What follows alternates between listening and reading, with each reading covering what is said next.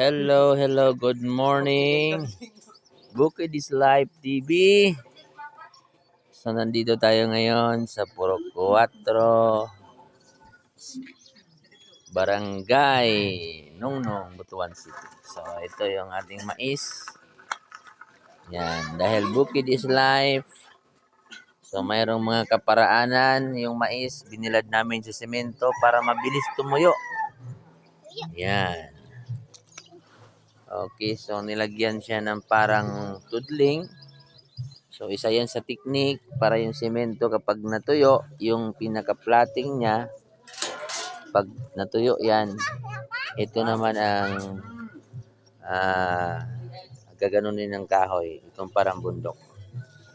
Para yung semento, yung singaw ng semento, yung init niya, hindi siya makulong sa ilalim. So, isa sa technique para mabilis matuyo ang inyong mga mais sa panahon ng tag-ulan. So, ganito po ang isa sa technique. Pinagbabawal na technique. Yan, guys. Yan. So, para siyang palay din, guys, na binilad. Kasi itong mais na to, guys, ito yung magiging ipapagiling ito at magiging bigas. So, ito yung pagkain ng ating mga kapatid na tribo dito sa Mindanao. So, yan. Happy Sunday sa inyong lahat. Linggo ngayon. So, dapat tayong sumamba sa ating buhay na Diyos. Sa ating papurihan, sa ating mga buhay. So, dito rin sa kabila. So, ito lahat, guys, is 18 sack ito, yung malalaking sack. 18 siya.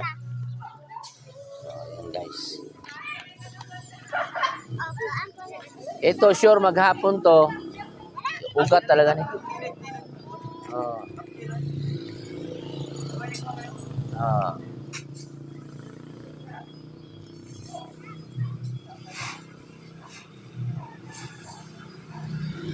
Guys,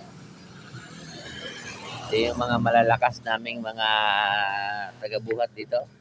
June. Tagabuhat.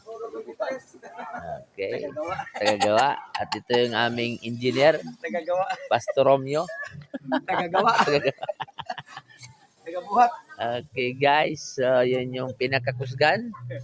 Brad Jamil. Pag sabi na mabigat kasi bitaw, binitawan. Shalom, guys. Shalom, shalom. Sabi na Bisaya, bitaw.